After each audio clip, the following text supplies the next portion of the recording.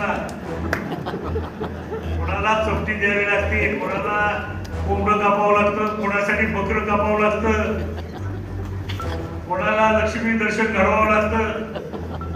हे सगळं त्याच्यामध्ये एक्सपर्ट बनलेले आहेत तुम्ही. माझ्या अनेक निवडणुका तुम्हीच लढवलेल्या आहेत, अनुभव घेतलाय. आता तुम्हीच विधानसभेची निवडणूक तुम्हीच लढवलेली. गावागावातल्या कार्यकर्त्यांनी या निवडणुकीमध्ये कसं मतदान घेतलं ते त्यांना चांगलं माहिती आहे. आणि त्याच्यासाठी काय काय दारुगोळा लागतो शेवटच्या 2 दिवसात. कोणाला चपटी द्यावी लागते, कोणाला कोंबडं कापावं लागतं, कोणासाठी बकरं कापावं लागतं, कोणाला लक्ष्मी दर्शन घडवावं लागतं. हे सगळं त्याच्यामध्ये एक्सपर्ट बनलेले आहेत तुम्ही. माझ्या अनेक निवडणुका तुम्हीच लढवलेल्या आहेत. त्याच्यामुळे आता हे जे काही आपल्याला अनुभव आपण घेतलेला आहे, आपल्याकडे जे एक्सपर्टाईज झालेले तयार, त्याचा वापर आपल्याला या निवडणुकीमध्ये सुद्धा करावा लागणार आहे. आणि म्हणून उमेदवारांनी इच्छुक बनताना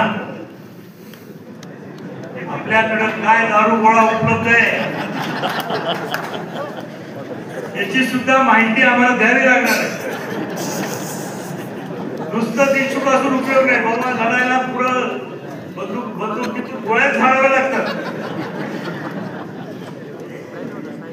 आता लोकांच्या अपेक्षा फार वाढल्या. आपण अपेक्षा पूर्ती करू शकत नाही, परंतु कुठं कमी पडता कामा नये. समोरचा माणूस जर 100 रुपये खर्च करणार असेल तर आपण 100 रुपये खर्च करण्याची तयारी केली. एवढंच माझं म्हणण्याचं मत आहे.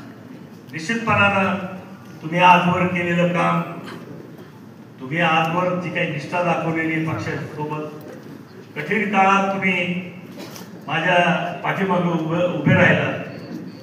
मला तर प्रचार करताना विजयराजे तर वेगळाच प्रचार होता. आमचे विरोधक म्हणायचे दादा 4 नंबरला आहे का 3 नंबरला आहे ह्याच्याबद्दल चर्चा करतो. आम्ही एकातही नव्हतो, 2तही नव्हतो.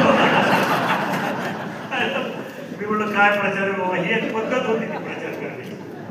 आपल्या कार्यकर्त्याला गारद करायची ही पद्धत होती, बाकी काही नव्हती.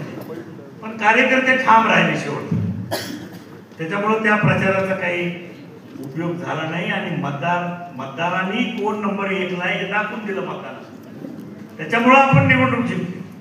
त्याच पद्धतीनं जशी मी तर म्हणेल विधानसभेपेक्षा सुद्धा 4 पट अधिक वेगानं, क्षमतेनं आता आपल्याला काम करायचं.